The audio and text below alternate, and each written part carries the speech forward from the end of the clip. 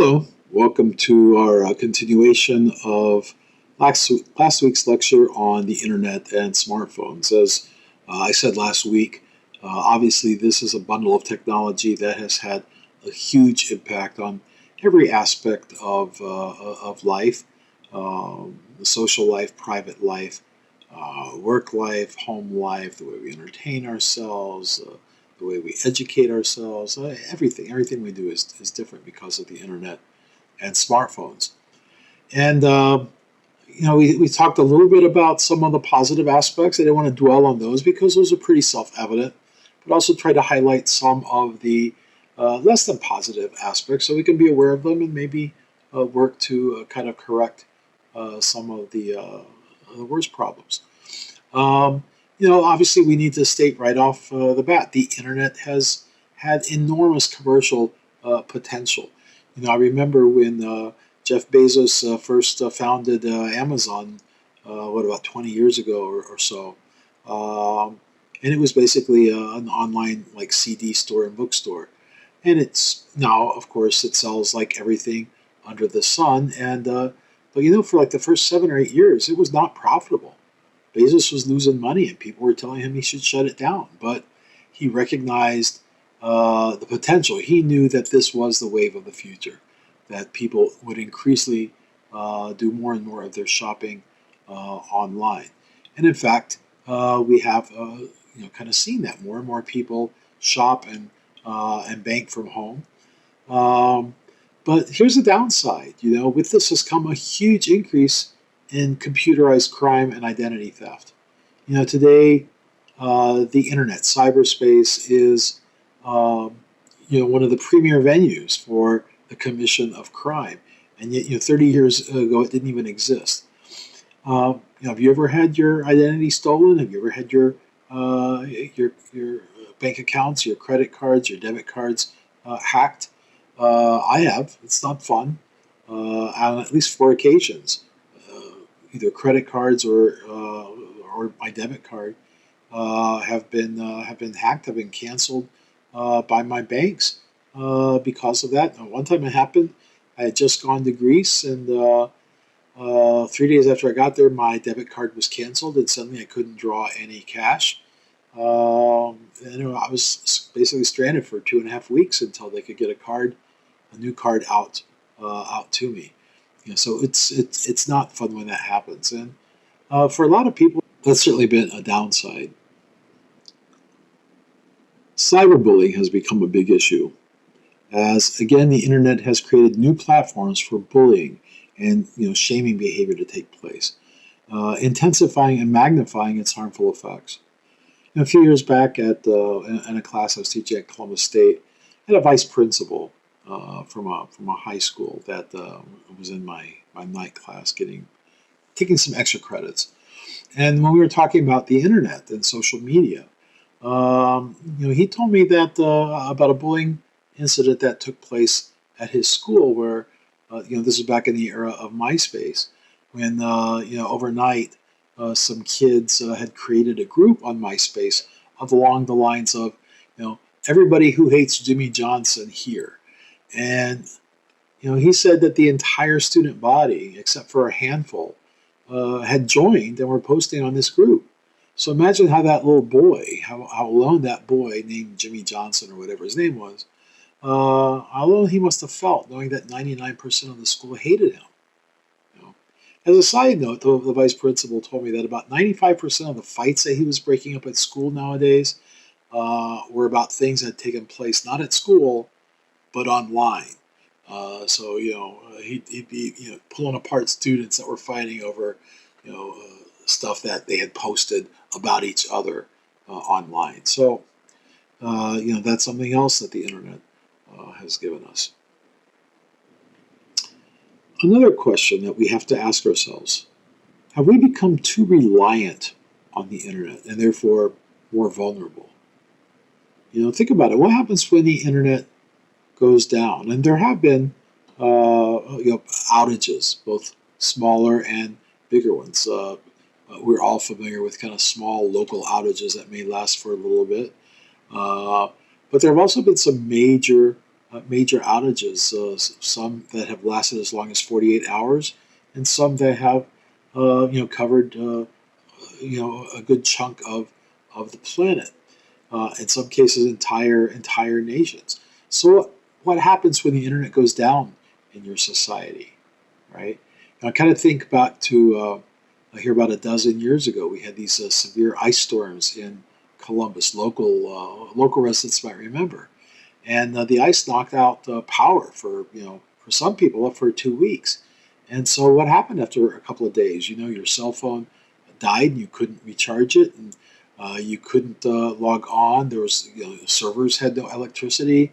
Your router had no electricity. All that kind of stuff. So basically, there was no internet, and without internet, there really wasn't hardly any commerce being done. There was because you can't pay by a credit card, debit card, ATM, etc. Because all of those operate. They connect to your banks via the internet. So there wasn't much shopping that you could do unless you happened to carry cash with you. You couldn't go out to eat to any places again because you didn't have cash. Offices that had no electricity, and therefore no internet, they really couldn't do work because so much of the work gets done via online systems. So I mean, that's what happens when the internet is down. We can't really work. Students can't log online to Carmen to do their homework. Shoppers can't use ATMs and credit cards. Businesses can't access their files in the clouds. I have friends who have told me that, oh yeah, I got sent home early today because we had an internet outage. The internet was down and we couldn't access the cloud, and everything's in the cloud now. So, if the outage is less than 2 hours, they might keep them hanging around and have them do, I don't know, kind of act busy. But if it's going to be longer than 2 hours, they'll send them home, right? Because they just can't do their work. They can't access the systems they need. They can't even access frequently their own files because those are now all stored in the cloud. A lot of life, and especially commercial life, really kind of grinds to a screeching halt, and billions of dollars are lost in productivity and sales. And the pandemic, of course, has certainly driven more of our economic activity, out of face-to-face interactions and in favor of impersonal kind of online ones via apps or web pages or other online portals. So it's really kind of hard to interact with each other, to do our jobs, to go to school, to shop, really to take part in much of what we think of as life, when the internet is down. And of course, since now so much of our personal interactions also now take place online, in social media and in, various video chatting and messaging apps, etc. As individuals, we can really feel cut off from the world if we're deprived of internet access. In fact, the opposite, of course, is what a lot of shut-ins feel. That shut-ins who would have felt totally isolated and alone, they might be isolated and alone in their home, but at least they can connect via their tablet, for instance, and interact with friends and family, even though they might still not be able to get out on their own as they did in the past. Can you even live a normal existence in today's world without internet access? Like, how do you even apply for a job? I mean, think about the gig economy that we talked about. You need access to the internet. You need to be able to get online with your and check in with the apps to line up gigs. But even more traditional kinds of jobs, also require you to have internet access. It used to be you could walk into an office or a store or whatever and drop off a copy of your resume or ask for a job application to fill out and give to them. Try doing that now, and they'll tell you, "Sorry, we don't accept resumes, in person." What you have to do is, go back home, go online, go to our webpage, create, an account for yourself, and then upload your resume to that account, and we'll get back to you if we're interested. And then, if you get a job, well, obviously you need internet to do your work increasingly at work, but especially you need internet at home too, because, and since the pandemic, so much work now is now being done from home. So as more and more people work remotely, more and more people absolutely need that internet access just to be able to work.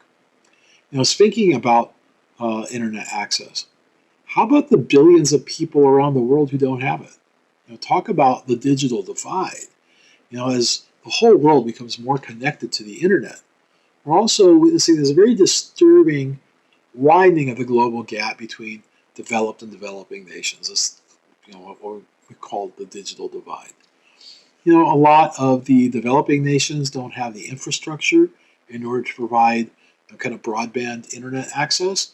And with half the world's population living on, a couple, $2 or $3 a day, it's not at the top of their list of priorities.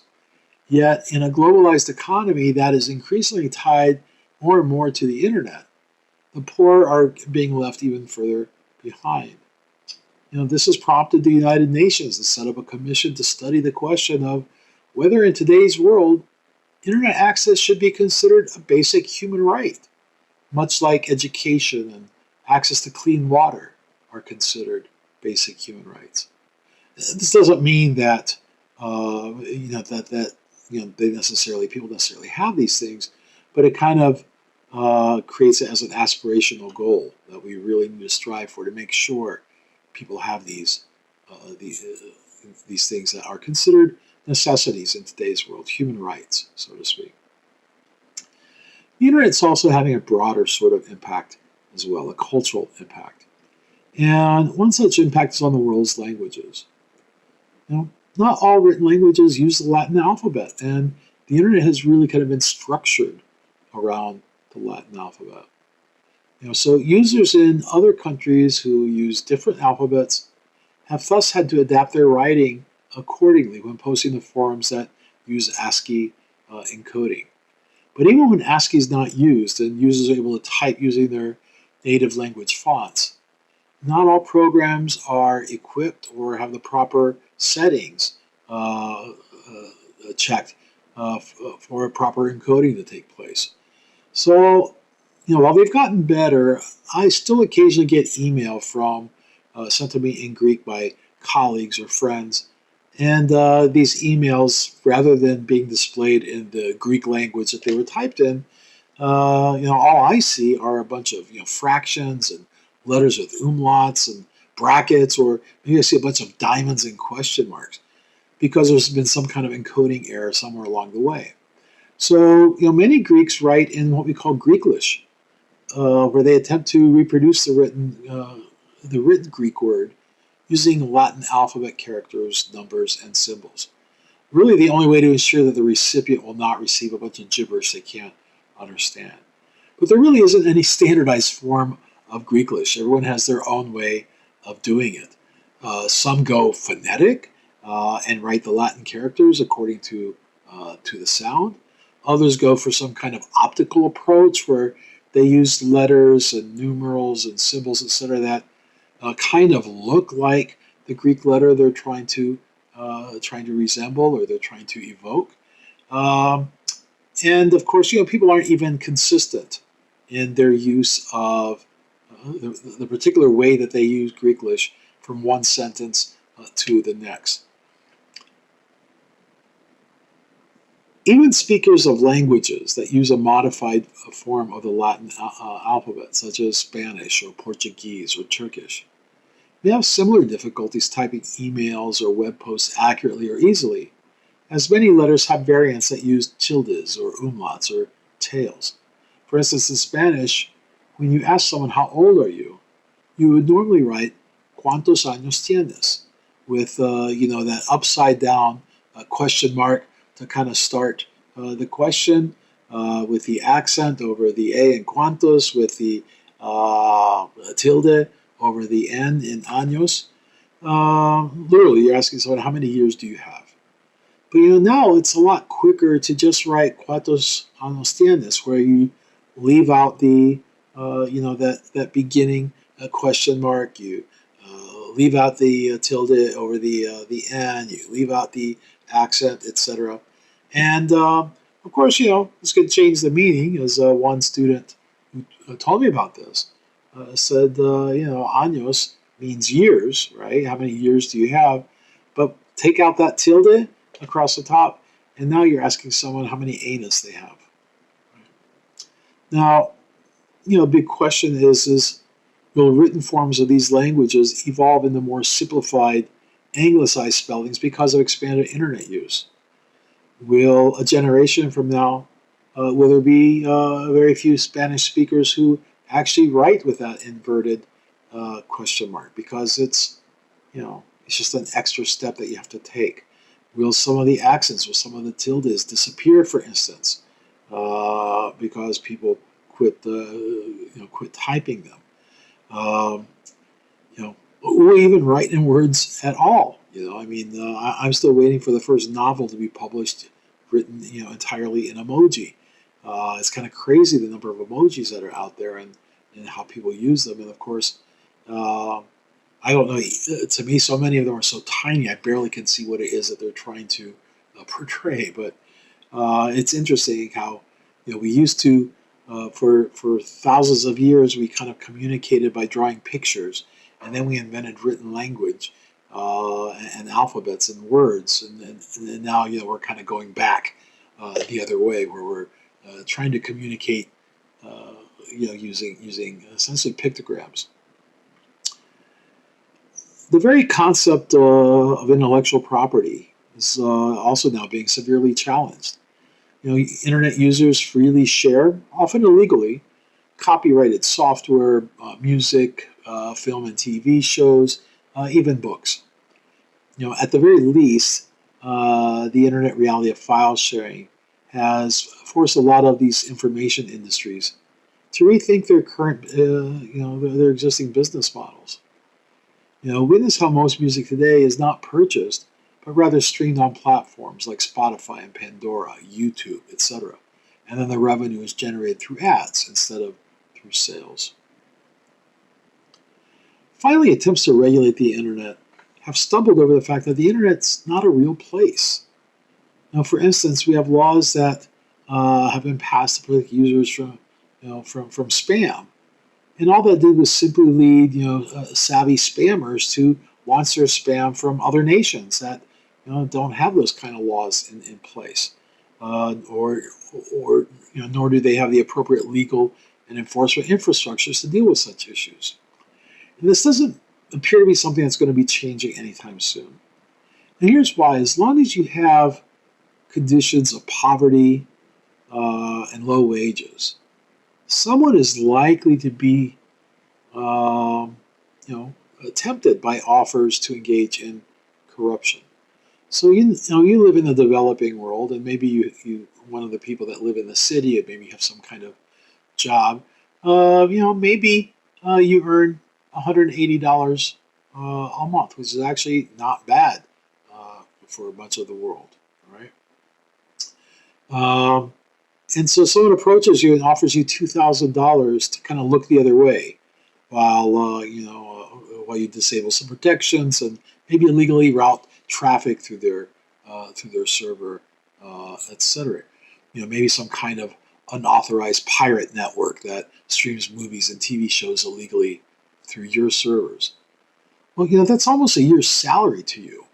Are you really just going to say no just because some Hollywood studios are going to lose money? Right? At the very least, you're going to think, okay, first world problems, and you might look the other way. It's very, very tempting. Early in the course, we discussed how technology is often disruptive. And, there's just no question about it. The internet and the bundle of technologies that are associated with it, like the smartphones and tablets and other personal devices, they've been extremely disruptive in the sense that existing ways of doing things, existing values, and existing relationships have been disrupted, broken, and replaced. Thanks. Obviously, there's a lot there to think about, and the internet's not going anyplace. So hopefully your generation will work on solving some of these problems, and hopefully you won't entirely, uh, you know, come to devalue human interaction. And um, you know, I really hope the human race doesn't end up like the people in Disney's film Wall-E, at the end. So anyway, that's it. I hope you have good luck on the exam and have a good break, and best of luck in your future endeavors. Bye.